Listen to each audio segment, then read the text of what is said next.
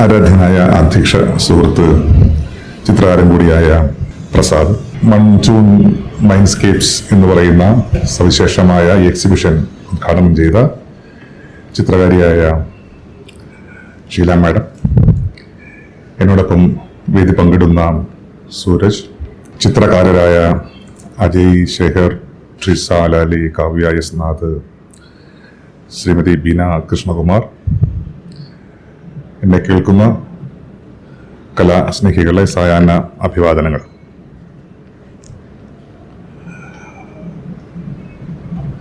ഇൻഡസിന്റെ വ്യത്യസ്ത പരിപാടികളിൽ നിത്യാനന്ദ് എന്നെ നിത്യം വിളിക്കാറുണ്ട്.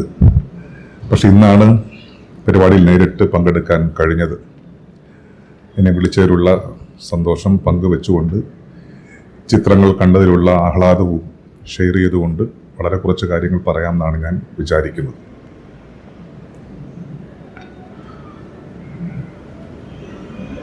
കലയും കാലവും തമ്മിൽ എന്തെങ്കിലും ബന്ധമുണ്ടോ എന്നുള്ള ചോദ്യം എല്ലാ കാലവും നമ്മളെ പ്രചോദിപ്പിക്കുന്ന ചോദ്യങ്ങളിൽ ഒന്നാണ്. കലയും കാലവും തമ്മിലുള്ള ബന്ധം.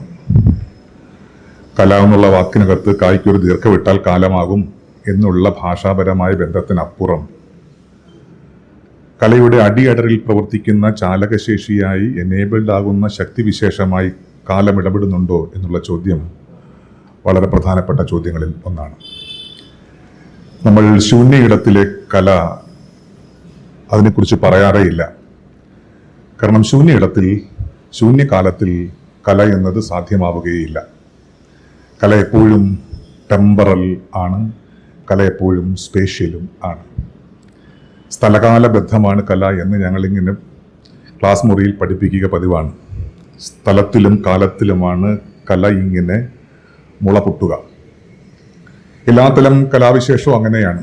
സംഗീതമായാലും നൃത്തമായാലും ചിത്രകലയായാലും ശില്പകലയായാലും മറ്റ് ഫോക്ലോറിക് ആയിട്ടുള്ള ക്ലാസിക്കലായിട്ടുള്ള ഏതുതരം എക്സ്പ്രഷൻ ആയാലും ഒരു സ്ഥലവും കാലവും ചേർന്നാണ് ഒരു കലയ്ക്ക് ജീവൻ, അതിനൊരു ഓർഗാനിക് നേച്ചർ നൽകുക എന്ന് പറയാം.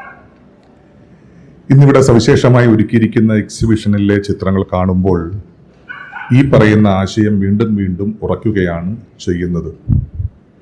മൺസൂൺ എന്ന് പറയുന്ന കാലത്തെ അഭിസംബോധന ചെയ്യുന്ന പലതരത്തിലുള്ള പെയിന്റിങ്ങുകളാണ് നമുക്ക് ചുറ്റും ഇരിക്കുന്നത്. ഒരു വിഷയത്തെ അഭിസംബോധന ചെയ്യുമ്പോൾ രണ്ടു തരത്തിലുള്ള നോട്ടങ്ങൾ ഉണ്ടാകാറുണ്ട്. ഒന്ന്, ചിത്രകാരൻ അല്ലെങ്കിൽ ചിത്രകാരി ആ വിഷയത്തിലേക്ക് നോക്കുന്നു എന്ന് പറയുന്ന വളരെ ആക്റ്റീവായിട്ടുള്ള ഒരു നോട്ടം.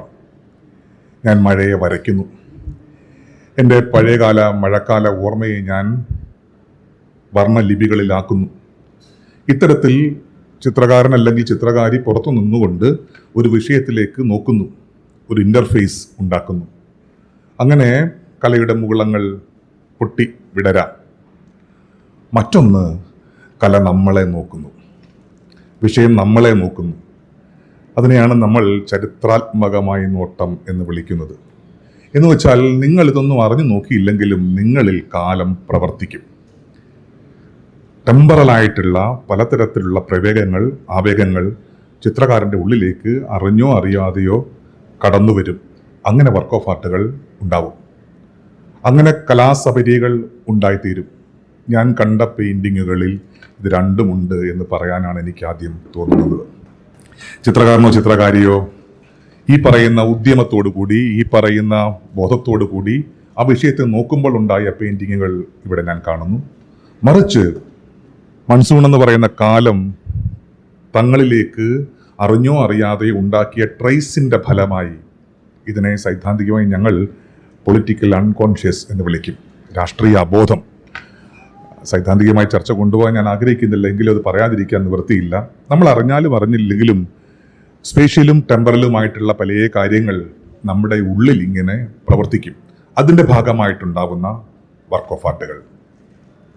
അവിടെയാണ് ഒരു പക്ഷേ നിത്യാനന്ദൊക്കെ പറഞ്ഞ മട്ടിലുള്ള ഒരു ബുദ്ധിസ്റ്റ് കാല പരിവേഷം ഈ പെയിൻറ്റിങ്ങുകളുടെ അടിയടരായി തീരുന്നത് എന്നാണ്.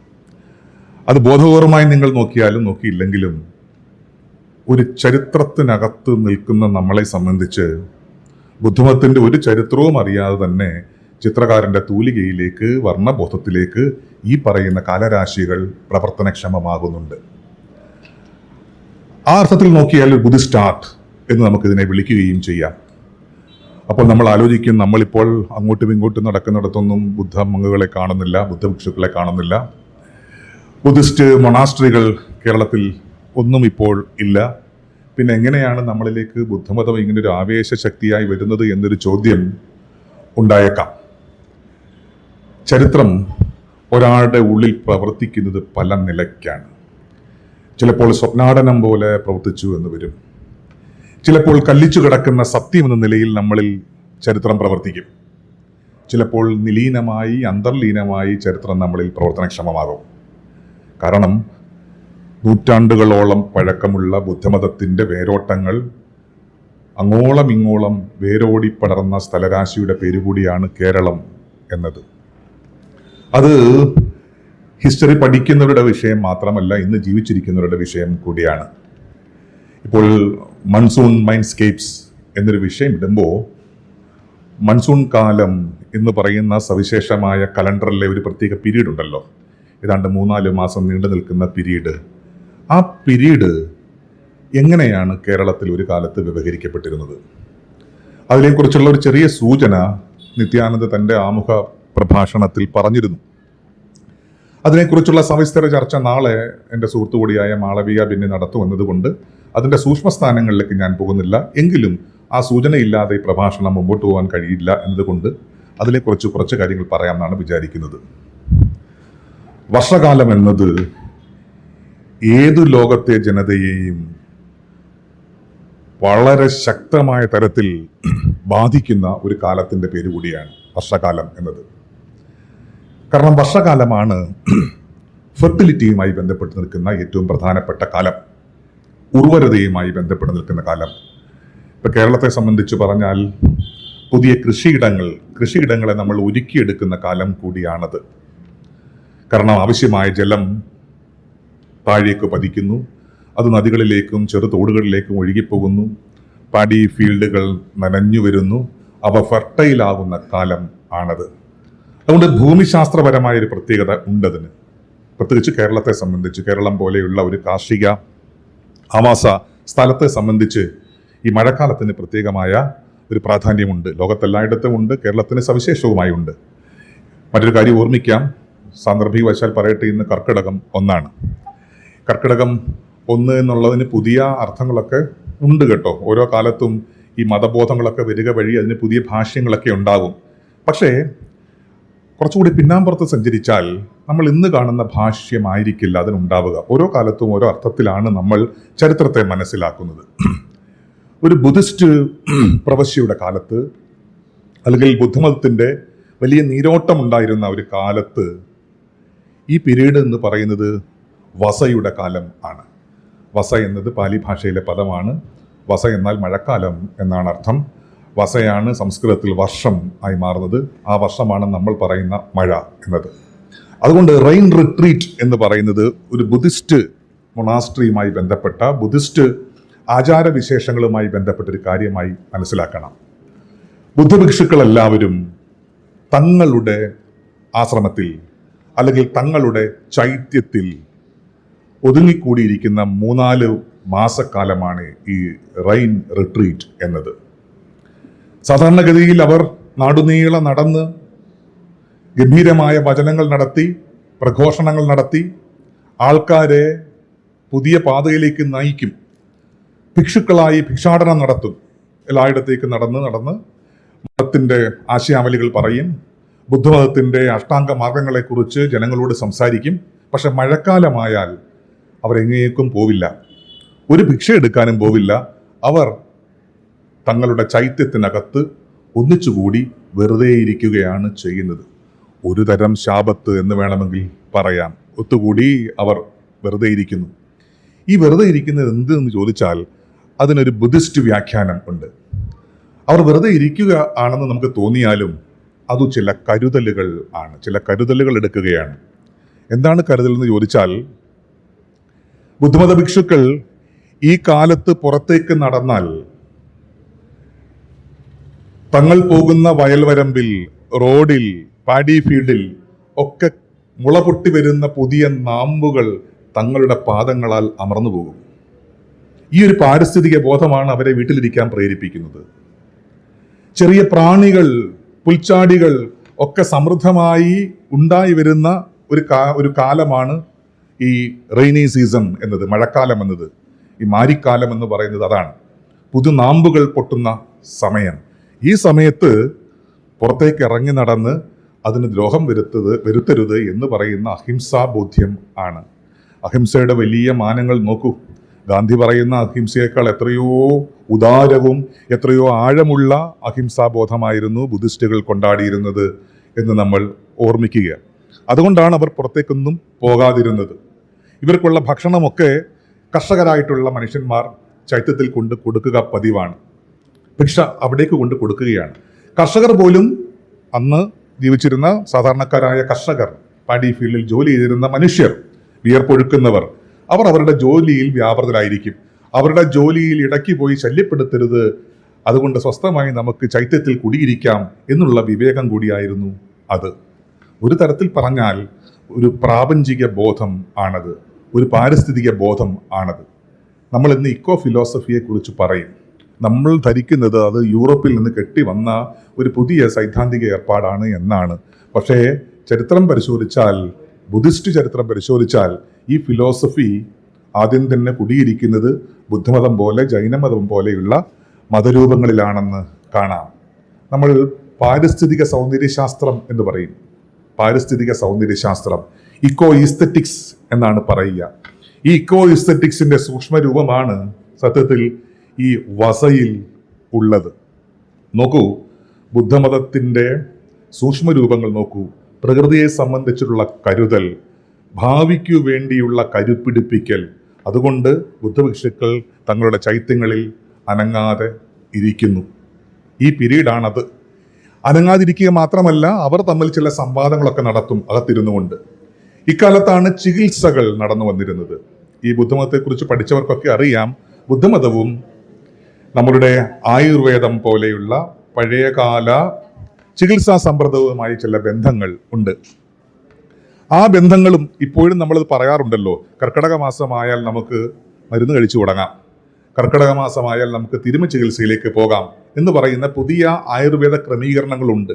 നമ്മൾ ധരിക്കുന്നത് അത് അടുത്ത കാലത്ത് തുടങ്ങിയൊരു ഏർപ്പാടാണ് എന്നാണ്. അടുത്ത കാലത്താണ് അത് പോപ്പുലസായി മാറിയത് എങ്കിലും ഇപ്പൊ കോട്ടക്കൽ ആയുർവേദശാല പോലെയൊക്കെയുള്ള പുതിയ വൈദ്യശാല ക്രമങ്ങൾ വരുന്നതോടുകൂടിയാണ് അതിന് പോപ്പുലാരിറ്റി വന്നു തുടങ്ങിയതെങ്കിലും ചരിത്രം പിന്നോക്കം നമ്മൾ പരിശോധിച്ച് പോകുമ്പോൾ ബുദ്ധിസത്തിന്റെ നാൾ വഴികളിൽ ഈ പറയുന്ന വർഷകാലത്ത് നടത്തിയിരുന്ന ചികിത്സ എന്ന് പറയുന്നൊരു ഏർപ്പാടുണ്ട് എന്ന് നമുക്ക് ബോധ്യപ്പെടും. അപ്പോൾ ഇക്കാലത്ത് ശരീരത്തെ വൃത്തിവൽക്കരിക്കുന്നു.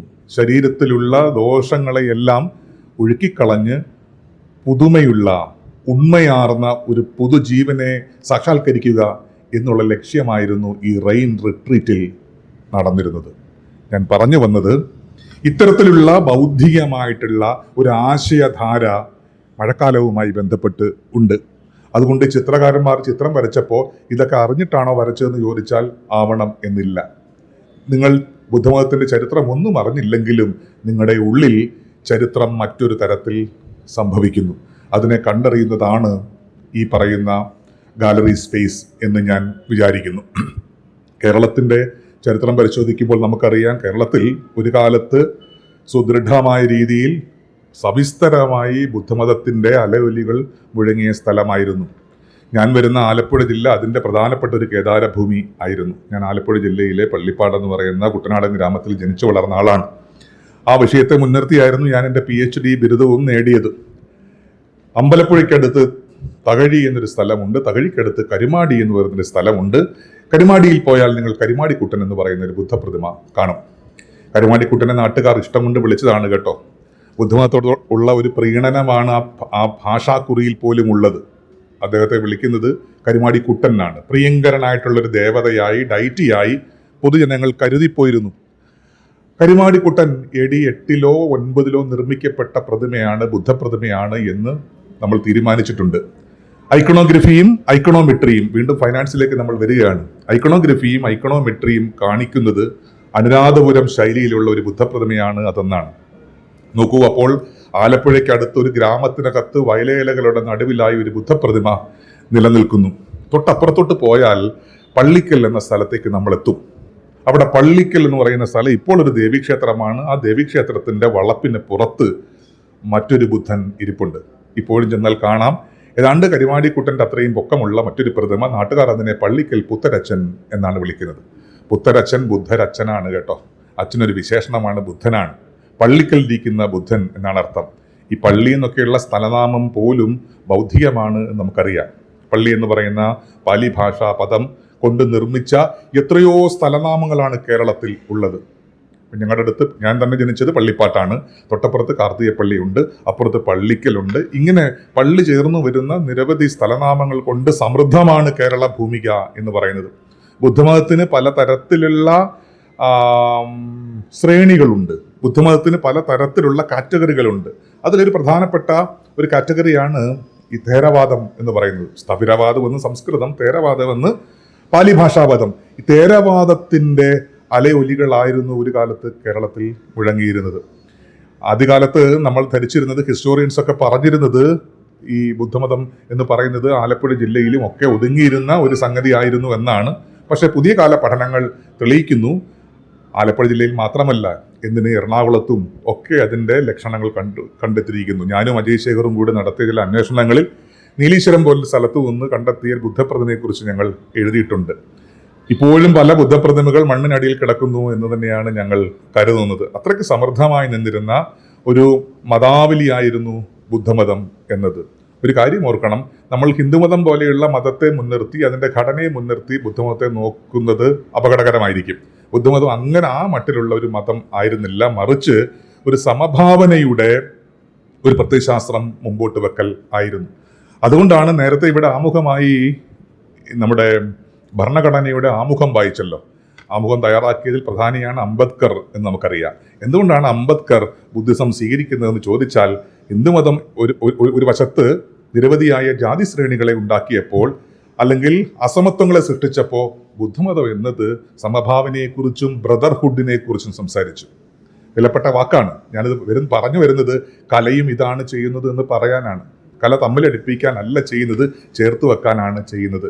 അത് കലരലിന്റെ രാഷ്ട്രീയത്തെക്കുറിച്ചാണ് പറയുന്നത്, ഹൈബ്രിഡിറ്റിയെക്കുറിച്ചാണ് അത് പറയുന്നത്. കലനം ചെയ്യുന്നതാണ് കല എന്ന് നമ്മൾ ഭാഷാവൃത്താന്തങ്ങളിൽ പറയും. കലനം ചെയ്യുന്നതാണ് കല എന്നത്. അതുകൊണ്ട് പിന്നീട് വരുന്ന ഒരു ഹിന്ദുമതം വലിയ ജാതി ശ്രേണികൾ ഉണ്ടാക്കുമ്പോൾ, ബുദ്ധമതം പോലൊരു സംഗതി സമഭാവനയുടെയും അഹിംസയുടെയും വലിയ ലോകങ്ങളാണ് പൊതുജനത്തിന് മുമ്പിൽ വെച്ചത്. അതുകൊണ്ടാണ് കുമാരനാശാൻ തൻ്റെ പല കൃതികളിലും ബുദ്ധമതത്തിന്റെ ആശയങ്ങളെ സ്വീകരിക്കുന്നത്. ഇപ്പൊ കരുണ പോലൊരു കൃതി, ചണ്ടാലഭിക്ഷുകി പോലൊരു കൃതിക്കകത്ത് അതിന്റെ അടിയടരായി പ്രവർത്തിക്കുന്നത് ഈ ബുദ്ധിസ്റ്റ് ഫിലോസഫിയാണ് എന്ന് കാണാം. നാരായണ ഗുരു അടക്കമുള്ളവർ ബുദ്ധമതത്തെ വേറൊരു മട്ടിൽ സ്വീകരിച്ചവരാണ്, വേറൊരു മട്ടിൽ സ്വീകരിച്ചവരാണ്. സഹോദരൻ അയ്യപ്പൻ എന്നുള്ള പേര് നോക്കൂ നിങ്ങൾ. സഹോദരൻ അയ്യപ്പന്റെ വീട് തൊട്ടടുത്ത് തന്നെയാണ്, ചെറായിലാണ് അദ്ദേഹം ജനിച്ചത്. അദ്ദേഹം ഒരു പത്രം നടത്തിയിരുന്നു. ആ പത്രത്തിന്റെ പേരാണ് സഹോദരൻ. പത്രത്തിന് ഇടാൻ പറ്റിയ പേരാണെന്ന് ചോദിച്ചാൽ അല്ല. സാധാരണഗതിയിൽ പത്രത്തിന് എങ്ങനെ പേരിടുകയോ, പക്ഷെ സഹോദരൻ എന്ന് അദ്ദേഹം പേരിട്ടത് ഒരു കൗണ്ടർ ആർഗ്യുമെന്റ് എന്ന നിലയിലാണ്, ഒരു പ്രതിബോധം ഉണ്ടാക്കാൻ വേണ്ടിയാണ്. കാരണം നാളതുവരെ ജാതിയുടെയും മതത്തിൻ്റെയും അസമത്വങ്ങൾ അനുഭവിച്ച ജനതയ്ക്ക് ഒരു പുതിയ ലോകക്രമം സൃഷ്ടിക്കാനാണ് സഹോദരൻ എന്നുള്ള പദം അദ്ദേഹം ഉപയോഗിക്കുന്നത്. കാരണം സഹോദരൻ എന്നുള്ള പദം സാഹോദര്യം എന്ന് പറയുന്ന പദത്തിൽ നിന്ന് വരുന്നതാണ്. സാഹോദര്യം എന്ന് വെച്ചാൽ എന്താണ്? ആ വാക്കിന്റെ റൂട്ട് സഹ ഉദരത്തിൽ പിറന്നത് എന്നാണ് അർത്ഥം.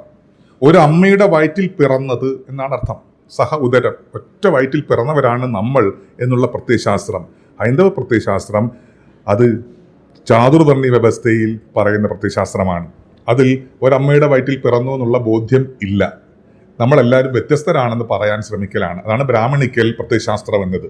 ചിലർ ഉന്നത കുലജാതരാണെന്നും, ചിലർ അതിനേക്കാൾ ശേഷി കുറഞ്ഞവരാണെന്നും, ചിലർ തീരെ മോശക്കാരാണെന്നും, ചിലർ കൾച്ചറിന് തന്നെ പുറത്താണ്, ഔട്ട്കാസ്റ്റാണ്, അവർണരാണ് എന്ന് പറയുന്ന കാലത്തിനോടുള്ള ഒരു പ്രതിബോധം ആണ് സത്യത്തിൽ സാഹോദര്യം എന്ന് പറയുന്ന, ഫ്രട്ടേണിറ്റി എന്ന് പറയുന്ന, ബ്രദർഹുഡ് എന്ന് പറയുന്ന ഒരു ആശയാവലിയിൽ ഉള്ളത്. ഈ ബോധ്യത്തിലാണ് 1920കളുടെ തുടക്കത്തിൽ അദ്ദേഹം തുണ്ടിടപ്പറമ്പിൽ എന്ന് പറയുന്ന സ്ഥലത്തൊരു ചെറിയ ഷെഡ് കെട്ടിയിട്ട് അവിടേക്ക് പുലയച്ചാളയിൽ പോയി 2-3 പുലയ സഹോദരങ്ങളെ വിളിച്ചുകൊണ്ട് വന്ന് അവർ ഒന്നിച്ചിരുന്ന് ഭക്ഷണം കഴിച്ചത്. ഇതാണ് കേരളത്തിന്റെ ചരിത്രത്തിലെ പ്രധാനപ്പെട്ട സംഭവമായ മിശ്രഭോജനം എന്നത്. ഞാൻ പറഞ്ഞു വരുന്നത് ആ മിശ്രഭോജനം ഒരു ഇൻസ്റ്റലേഷൻ ആണെന്ന് പറയാൻ കൂടിയാണ്. അല്ലെങ്കിൽ കലയുടെ വലിയ ദൗത്യം തന്നെയാണ് ഇതിൻ്റെയൊക്കെ സൂക്ഷ്മരൂപങ്ങളിൽ പ്രവർത്തിക്കുന്നത്. കല എന്നത് ഭിന്നിപ്പിക്കാനുള്ള ഒരു മാർഗമല്ല, നമ്മളെ കൂട്ടിച്ചേർക്കുന്ന ഒരു ചാലക വിശേഷം കൂടിയാണ്. ഞാൻ പറഞ്ഞു വന്നതിൻ്റെ ചുരുക്കം, ഒരു സ്ഥലത്തിന് അർത്ഥത്തികാവ് ഉണ്ടാകുന്നത് എങ്ങനെയാണ്? ഇപ്പൊ കേരളം പോലൊരു ഇടത്തിൽ സ്ഥലത്തിന് ഒരു ഓണ്ടോളജി ഉണ്ടാകുന്നത് എങ്ങനെയാണ്?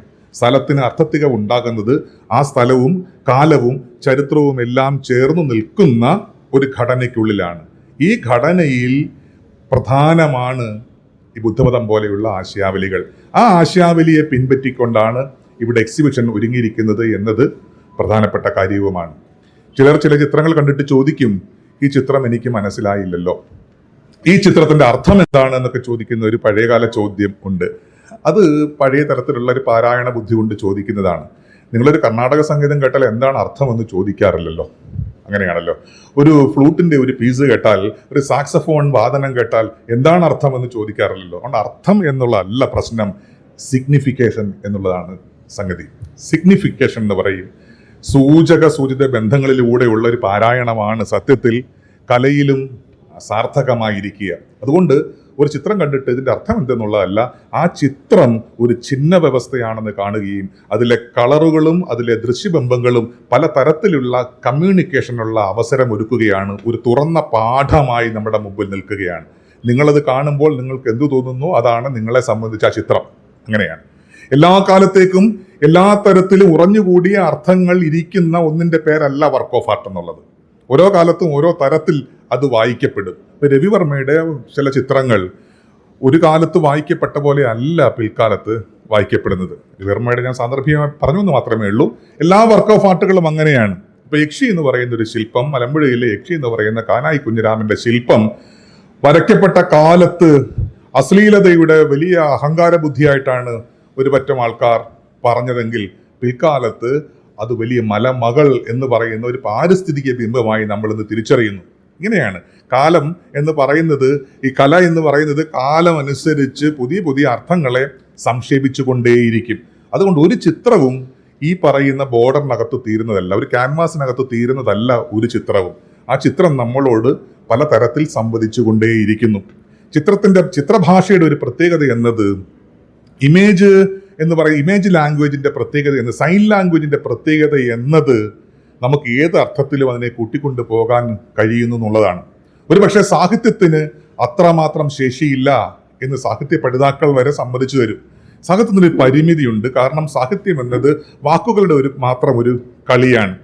അതുപോലും കാലാന്തരത്തിൽ പുതിയ അർത്ഥങ്ങൾ ഉണ്ടാക്കുന്നുണ്ടെങ്കിൽ ഈ നിറങ്ങളുടെ വിന്യാസങ്ങൾ, രൂപങ്ങൾ, രൂപാവലികൾ ഏതെല്ലാം തരത്തിലേക്ക് നമ്മളെ കൂട്ടിക്കൊണ്ടുപോകും എന്ന് നോക്കുക.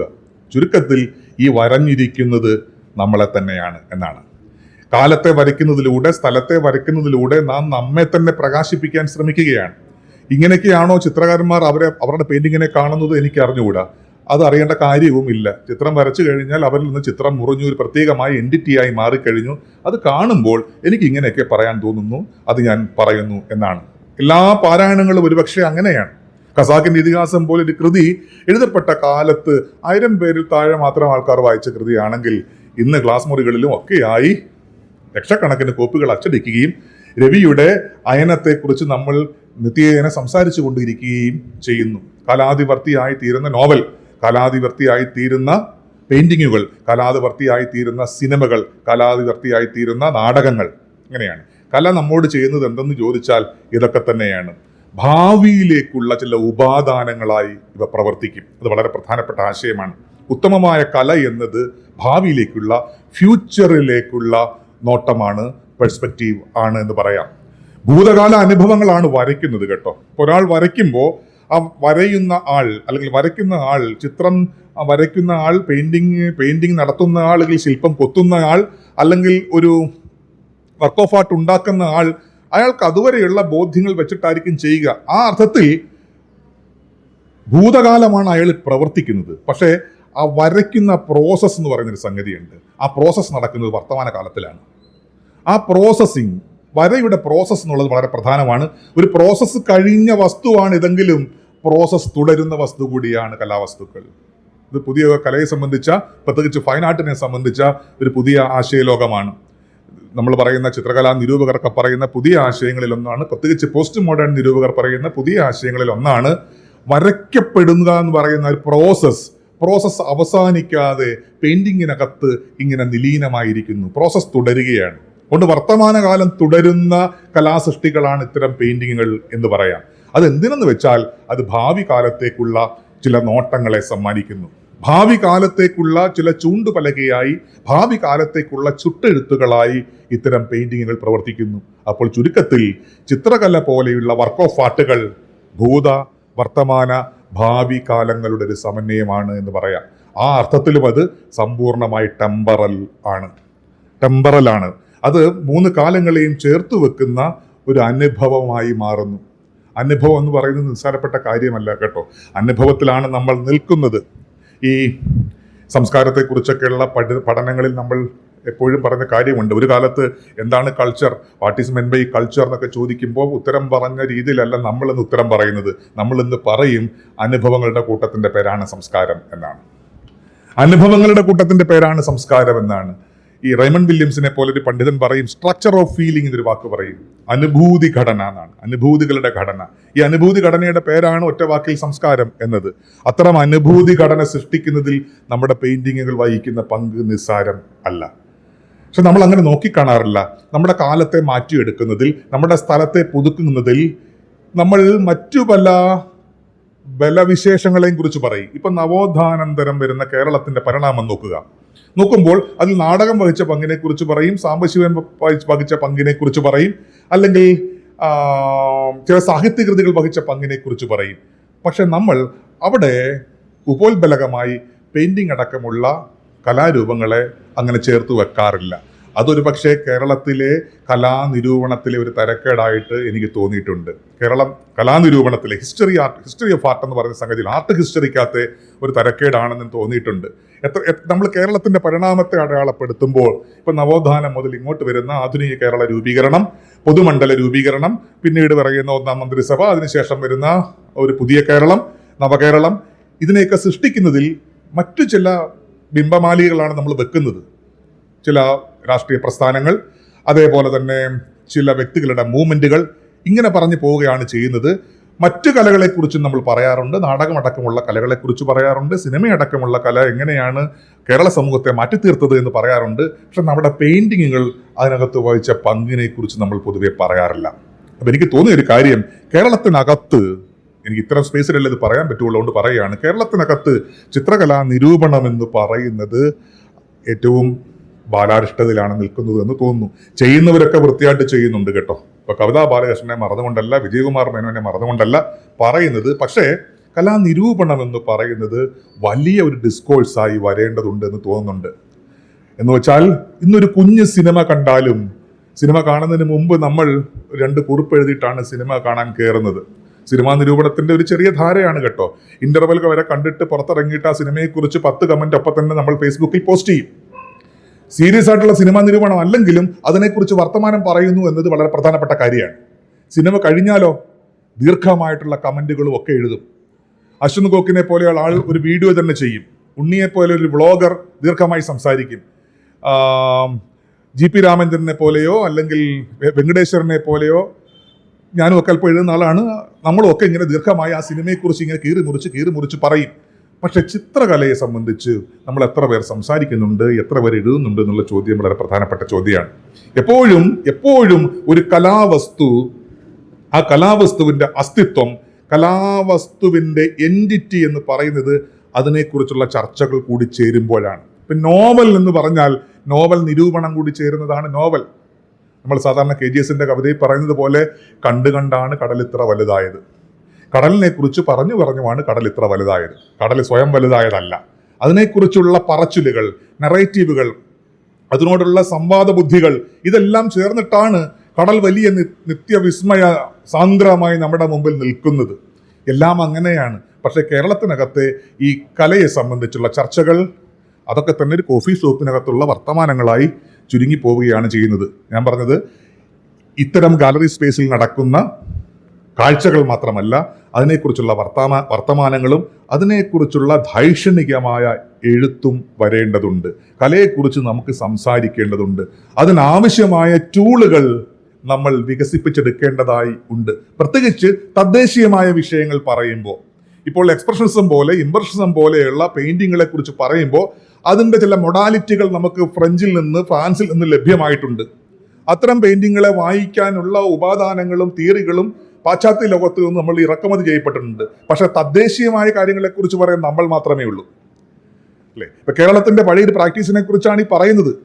അല്ലെങ്കിൽ ഇന്ത്യയുടെ തന്നെ, അല്ലെങ്കിൽ നേപ്പാളിന്റെ, അല്ലെങ്കിൽ ബർമ്മയുടെ തേരവാദ ബുദ്ധമതം ഒരു കാലത്ത് നിലയുറപ്പിച്ച സ്ഥലത്ത് മൺസൂൺ മൈൻഡ്സ്കേപ്സ് എന്ന് പറയുന്ന അർത്ഥങ്ങൾ എന്തൊക്കെ സംസ്കാരത്തെയാണ് ഉൽപ്പാദിപ്പിക്കുന്നത് എന്ന് നമ്മൾ പറയാൻ ബാധ്യസ്ഥരാണ്.